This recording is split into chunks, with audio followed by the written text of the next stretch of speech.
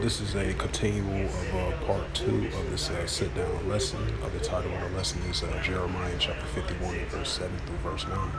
Right, so we definitely seen the continual declining of the Persian daughter of Babylon, the modern day Persian daughter of Babylon, now so more than ever. As we continue to see the nations are turning away from the modern day Babylon from an economical standpoint, from a westernization standpoint, and many different increasing aspects of the current situation, as we see the nations are turning away from Babylon, as they continue to be angry at the Persian daughter of Babylon, because they have drunken off the ways of Babylon and also more than ever. So they are not highly influenced by Babylon that been taking place for generations on down and still to this day. So that shows you an increasingly clear example that the nations are turning away from the Persian daughter of Babylon. And this is reading again for edification's sake of this sit-down lesson. And this is part two of this lesson. As I continue on, this is the book of Jeremiah, chapter 51 and verse 7, and it reads, Babylon had been that golden cup of the Lord's hand that made all the earth drunken.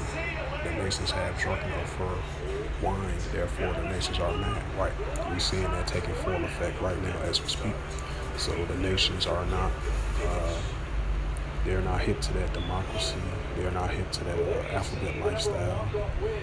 Anything that leads into the categories of drunken off the ways of Babylon are there for philosophies, their westernization of economics, of westernization of different aspects of category.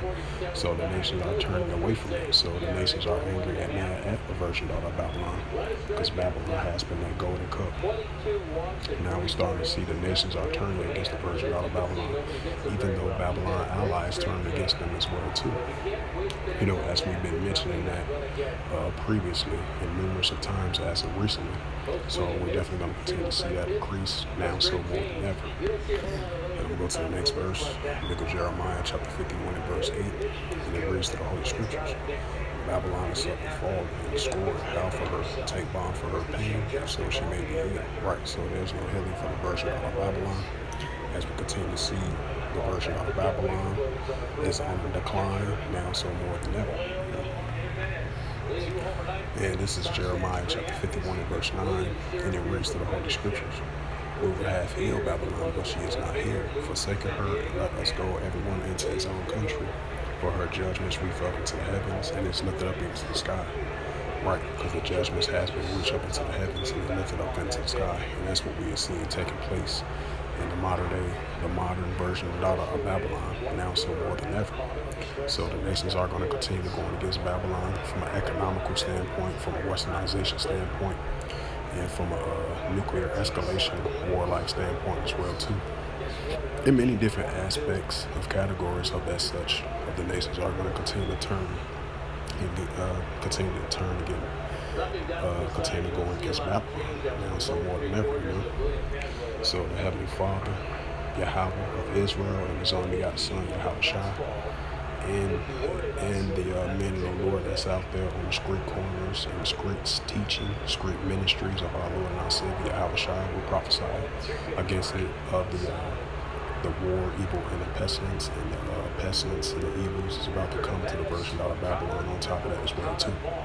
So Babylon definitely is crumbling. Babylon is definitely on the decline now so more than ever, and we're going to continue to see that increase during these modern day times as we currently in. So this was just a sit-down lesson of part two. Continuing on to part two of the sit-down lesson of the title of the lesson was for part one and part two of Jeremiah 51 and 7 through verse 9.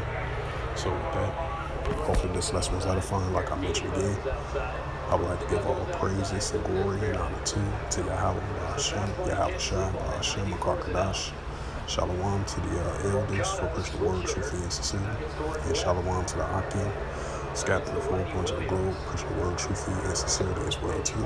And until next time, I will say, shalom.